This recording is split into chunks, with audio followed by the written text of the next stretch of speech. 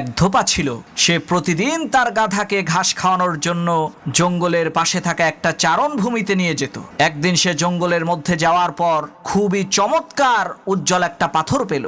এরপর সেই পাথরটাকে নিয়ে এসে সেটাকে মালা বানিয়ে ওই গাধার গলায় পরিয়ে দিল। সেই ধোপা আবার প্রতিদিন ওই গাধাকে গোসল করিয়ে দিত। ওই সুন্দর পাথরটা দিয়ে গাধার পুরো শরীর ঘষে পরিষ্কার করত।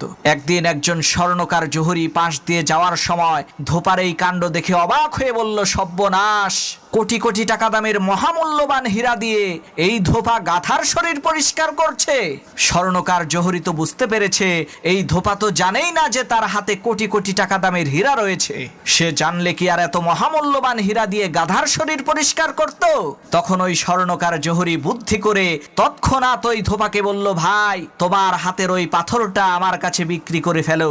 স্বর্ণকারের এই কথা শুনে ধোপা অবাক হয়ে বলল, কি সব যাতা বলেন, পাথরের কি অভাব নাকি, একটা কুড়িয়ে নিলেই তো হয়। তখন সেই স্বর্ণকার বলল, আরে ভাই, তোমার হাতের ওই পাথরটা খুবই সুন্দর, আমার বাড়িতে ছোট ছেলে মেয়ে আছে, তাদেরকে নিয়ে দিলে তারা খুশি হবে, এই যে নাও 2টা টাকা দিচ্ছি, রাখো। তখন ধোপা দেখলো, আরে সাধারণ একটা পাথরের দাম 2 টাকা, এটা খারাপ কি, ভালোই তো। ধোপা খুশি হয়ে 2টা টাকা নিয়ে ওই পাথরটা স্বর্ণকারকে দিয়ে দিল। যখনই ওই পাথরটা স্বর্ণকার হাতে নিয়েছে তখন সাথে সাথে ওই পাথরটা টুকরো টুকরো হয়ে একেবারে পাউডার হয়ে গেল।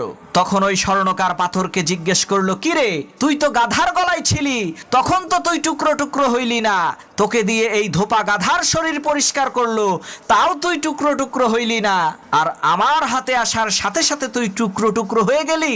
তখন ওই হীরার মধ্য থেকে আওয়াজ আসলো, আরে আহাম্মক স্বর্ণকার জহুরি, আমার মূল্য যে কত সেটা তো এই ধোপা জানে না, যার কারণে সে আমাকে যেইভাবে রেখেছে সেইভাবে আমি খুশি ছিলাম, কিন্তু তুই তো আমার মূল্য জানতি, তুই জেনে শুনে কিভাবে মাত্র 2টা টাকা আমার মূল্য নির্ধারণ করলি, এজন্যই তো আমি টুকরো টুকরো হয়ে গেছি।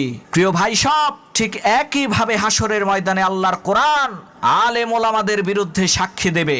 কোরআন বলবে, আরে আহাম্মক, সাধারণ মানুষ তো আমার মূল্য জানতো না, তুই তো জানতি, তুই তো আলেম ছিলি, তুই কেন আমাকে অবহেলা করলি, কেন তুই আমার অপব্যাখ্যা করলি?